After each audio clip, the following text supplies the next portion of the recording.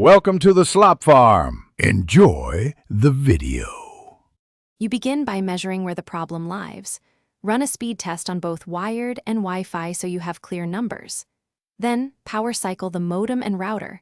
Short pause, power off 30 seconds, power back on to clear transient issues. Next, plug one device via Ethernet and test again, because wired results show whether Wi-Fi is the culprit. While you wait, check cable ends and router firmware. Replace visibly damaged cable, and make sure firmware is current before continuing.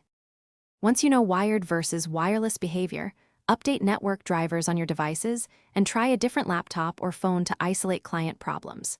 If Wi-Fi is slow, change the channel and reduce channel width to avoid interference, and enable Co-S to prioritize video or VoIP.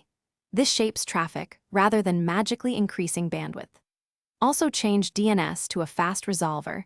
Test MTU settings if fragmentation occurs, and run traceroute to spot slow hops along the path. To finish, if configuration tweaks fail, back up your router settings and perform a factory reset, then reapply secure credentials and only the needed optimizations.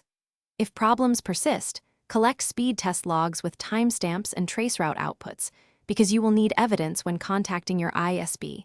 Explain differences between wired and Wi-Fi tests. Finally, consider replacing old modem or router hardware that caps throughput. And remember one troubleshooting tip.